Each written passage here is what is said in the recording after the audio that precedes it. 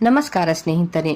ರಾಮಾಯಣ ಕಾಲದಲ್ಲಿ ಸೀತಾದೇವಿಯು ಗೋಮಾತೆಗೆ, ಕಾಯಿಗೆ ಮತ್ತು ನದಿಗೆ, ಅದೇ ರೀತಿಯಾಗಿ ಪುರೋಹಿತರಿಗೆ ಒಂದು ಶಾಪವನ್ನು ನೀಡಿರುತ್ತಾಳೆ. ಆ ಶಾಪ ಏನು ಮತ್ತು ಇದರ ಹಿಂದಿನ ಕಥೆ ಏನು ಎಂಬುದನ್ನು ಈ ವಿಡಿಯೋದಲ್ಲಿ ಹೇಳಲಿದ್ದೇನೆ.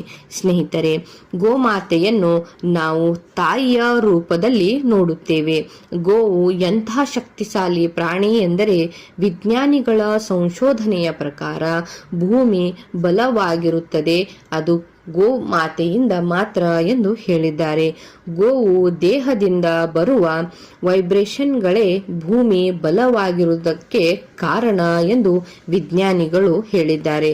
ಸ್ನೇಹಿತರೆ, ಆದರೆ ಗೋಮಾತೆಗೆ ತಾನು ಮಾಡಿದ ತಪ್ಪಿಗೆ ಸೀತೆಯಿಂದ ಶಾಪವೊಂದನ್ನು ಪಡೆದಿತ್ತು. ಹಾಗಾದರೆ ಗೋಮಾತೆಗೆ ಸೀತಾದೇವಿಯು ಯಾವ ಶಾಪವನ್ನು ನೀಡಿದ್ದಳು ಎಂಬುದನ್ನು ನೋಡಿ. ಸ್ನೇಹಿತರೆ, ದಶರಥನಿಗೆ ಮಕ್ಕಳಿಲ್ಲದ ಕಾರಣ ಪುತ್ರ ಕಾಮಿಷ್ಠ ಯಾಗವನ್ನು ಮಾಡಿದಾಗ ಮೊದಲು ಜನಿಸಿದವನೇ ಶ್ರೀರಾಮ. ಹೀಗಾಗಿ ಹಿರಿಯ ಮಗನಾದ ಶ್ರೀರಾಮನ ಮೇಲೆ ದಶರಥನಿಗೆ ಪ್ರೀತಿ ಹೆಚ್ಚಿತ್ತು. ಶ್ರೀರಾಮನ ವಿವಾಹವನ್ನು ಸೀತೆಯೊಂದಿಗೆ ಬಲು ಜೋರಾಗಿ ಮಾಡಿ ಸಂಭ್ರಮದಲ್ಲಿದ್ದ ದಶರಥನಿಗೆ ಕೈಕೇಯಿ ತನಗೆ ನೀಡಿದ ಹಳೆ ಮಾತನ್ನು ನೆನಪಿಸಿಕೊಳ್ಳುತ್ತಾಳೆ. ಆಗ ದಶರಥ ಶ್ರೀರಾಮನನ್ನು ಒಲ್ಲದ ಮನಸ್ಸಿನಿಂದಲೇ ಕಾಡಿಗೆ ಕಳಿಸುತ್ತಾನೆ. ಶ್ರೀರಾಮನ ಜೊತೆಗೆ ಲಕ್ಷ್ಮಣ ಮತ್ತು ಸೀತೆಯು ಹೊರಡುತ್ತಾಳೆ. ರಾಮನ ವನವಾಸದ ಕಾಲದಲ್ಲಿಯೇ ರಾಮನ ನೆನಪಿನಲ್ಲೇ ದಶರಥ ಸಾವನ್ನಪ್ಪುತ್ತಾನೆ. ಆವಾಗ ಭರತ ಶತ್ರುಘ್ನರು ತಂದೆಯ ಶ್ರಾದ್ದ ಕಾರ್ಯವನ್ನು ಮಾಡಿದ್ದರು ಮತ್ತು ಪಿಂಡದಾನವನ್ನು ಮಾಡಿದರು. ಆದರೆ ಪ್ರಿಯ ಪುತ್ರನಾದ ಶ್ರೀರಾಮನೇ ಪಿಂಡ ಪ್ರದಾನ ಮಾಡಲಿಲ್ಲವೆಂದು ದಶರಥನ ಆತ್ಮಕ್ಕೆ ಶಾಂತಿ ಸಿಗಲಿಲ್ಲ. ಇತ್ತ ವನವಾಸದಲ್ಲಿದ್ದ ಸಾವಿನ ಸುದ್ದಿ ಕೇಳಿದ ತಕ್ಷಣ ರಾಮ ಮತ್ತು ಲಕ್ಷ್ಮಣರು ಸೇರಿ ಪಿಂಡ ಪ್ರದಾನಕ್ಕೆ ಬೇಕಾದ ಪರಿಕರವನ್ನು ತರಲು ಹೊರಡುತ್ತಾರೆ. ಕುಟೀರದಲ್ಲಿ ಇದ್ದ ಸೀತೆ ಒಬ್ಬಳೇ ಇರುತ್ತಾಳೆ. ಆಗ ಅಲ್ಲಿಗೆ ಬಂದ ದಶರಥನ ಆತ್ಮ ಸೀತೆಯನ್ನು ಹೀಗೆ ಹೇಳುತ್ತದೆ: ನನ್ನ ಪಿಂಡ ಪ್ರದಾನದ ಸಮಯ ಸಾಗುತ್ತಿದೆ.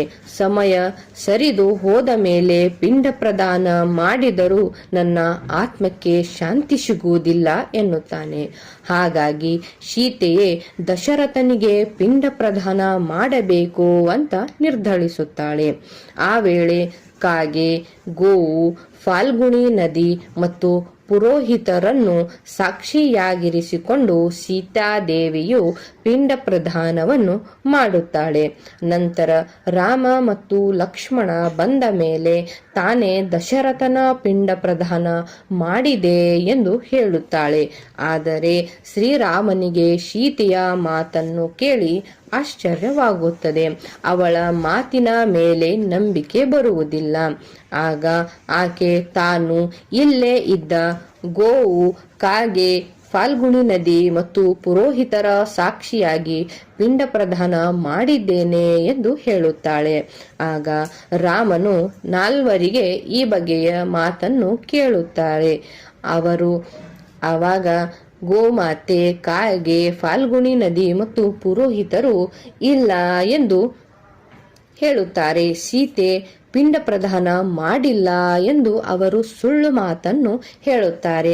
ಅದಕ್ಕೆ ಸೀತೆಯು ಕಾಗೆ, ಗೋವು, ನದಿ ಮತ್ತು ಪುರೋಹಿತರಿಗೆ ಶಾಪವನ್ನು ನೀಡುತ್ತಾಳೆ. ನೀವು ಎಷ್ಟೇ ಪೂಜೆ ಪುನಸ್ಕಾರ ಮಾಡಿದರೂ ನೀವು ಶ್ರೀಮಂತರಾಗುವುದಿಲ್ಲ ಎಂದು ಶಾಪವನ್ನು ನೀಡುತ್ತಾಳೆ.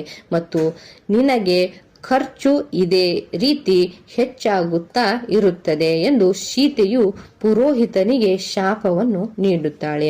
ಮತ್ತು ನೀನು ಅನ್ನಕ್ಕಾಗಿ ಸತ್ತವರ ಕಾರ್ಯವಾಗುವ ಜಾಗಕ್ಕೆ ಹೋಗಿ ಅಲ್ಲಿಂದ ಅನ್ನವನ್ನು ಗ್ರಹಿಸಬೇಕು ಎಂದು ಕಾಗಿಗೆ ಶಾಪವನ್ನು ನೀಡುತ್ತಾಳೆ.